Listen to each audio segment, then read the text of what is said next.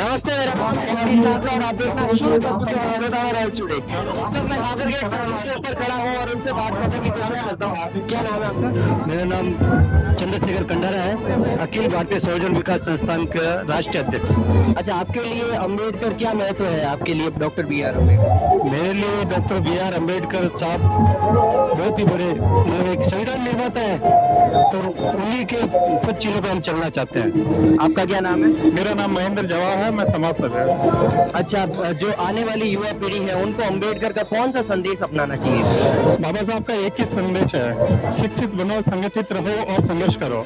हम ये चाहेंगे कि हमारा समाज शिक्षित बने, संगठित रहे और संघर्ष करके आगे बढ़े। आपने भी स्कूल में अम्बेडकर के बारे में पढ़ा होगा, क्या क्या पढ़ा आपने? हमें स्कूल में अम्बेडकर साहब के बारे में कुछ पढ़ा ही नहीं है। ये तो हमें हमारे बड़े बुजुर्गों से संदेश मिला। अम्बेडकर साहब ने अपन को अधिकार दिलाया, वोट देने का अधिकार दिलाया और नौकरी के आरक्षण के लिए अम्बेडकर साहब ने जगह दिलाई हमें। इसीलिए हमारे लिए अम्बेडकर साहब पूजनीय है। आपके लिए अम्बेडकर का क्या है? हमारे लिए अम्बेडकर साहब एक आदर्श है।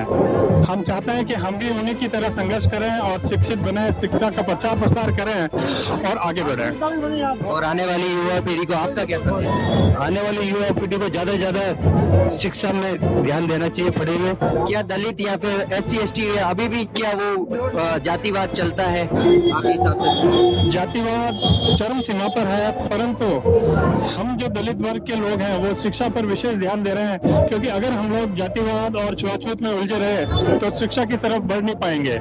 इसलिए हम उन सब चीजों को अलग रखकर सिर्फ और सिर्फ शिक्षा पर फोकस कर रहे हैं। चलिए, इनसे हमने बात की, इन्होंने सही कहा कि शिक्षा। जय हिंद, जय भीम। मेरे के पीछे विशाल का डॉक्टर बी आर अम्बेडकर की प्रतिमा है।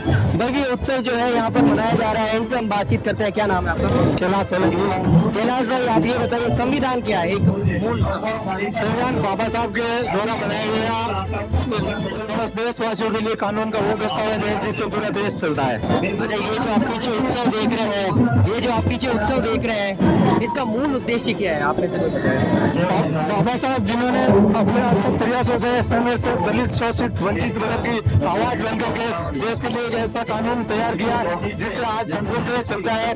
उस महामानव के जन्मोत्सव को हर्षोल्लास के साथ में आज जयपुर में ये फंक्शन रखा गया है। मैं कहूँ जोधपुर में तो संपूर्ण विश्व में लगभग 192 देशों में बाबा साहब के जन्मोत्सव को आज बड़े हर्षोल्लास के साथ में मनाया जा रहा है। बी आर अम्बेडकर की वो कौन सी सोच थी जो आज के युवाओं को लेके चलनी चाहिए, उनसे सीख लेना? सबको बराबर समानता का अधिकार देना था। बाबा साहब को बहुत बड़ी सोच थी। और अगर मेरे से पूछोगे तो मैं कहूंगा कि शिक्षा को किसी भी परिस्थिति में ना छोड़ना, ये एक ऐसी सोच थी जो युवा को ना लेने की, युवा को लेनी चाहिए आज के जमाने में, जो बाबा साहेब ने किया था। बिल्कुल। चलिए बताइए, आप ये बताइए, आपका क्या नाम है?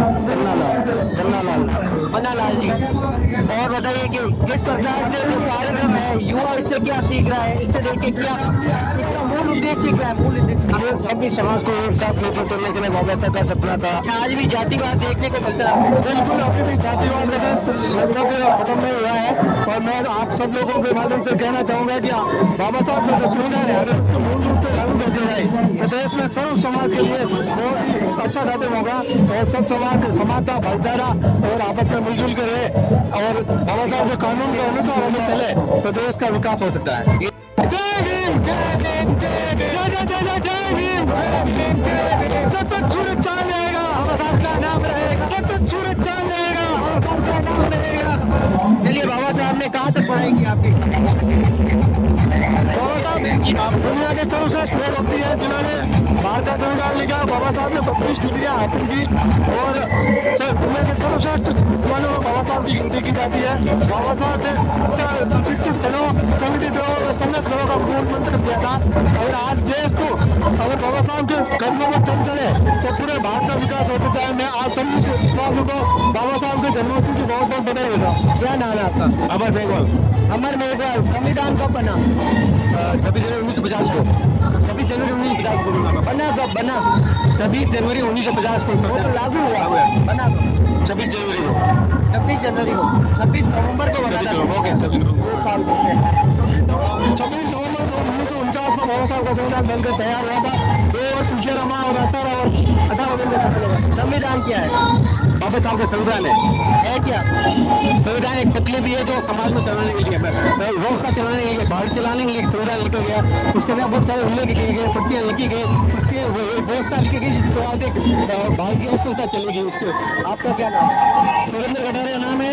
क्या आज आपको आज भी क्या जातिवाद देखने को मिलता है समाज में? कई जगह पर जातिवाद है, लेकिन ये सभी के मान है कि ये बेनती है, तो हमें लगता है कि परिवर्तन जरूर आएगा और परिवर्तन होना भी चाहिए। और तुरंत ही ना एक बहुत बड़ा परिवर्तन आएगा जिससे ये जातिवाद है ना पूरी तरह से जातिवाद खत्म हो जाएगा। अच्छा, रिजर्वेशन को लेके बहुत अभी वाद विवाद चलता रहता है हर वक्त, उसमें आपका क्या कहना है? मिलना चाहिए नहीं मिलना चाहिए? मैं इस मुद्दे पर अगर कहना चाहूँ तो ये बहुत सेंसिटिव मुद्दा है।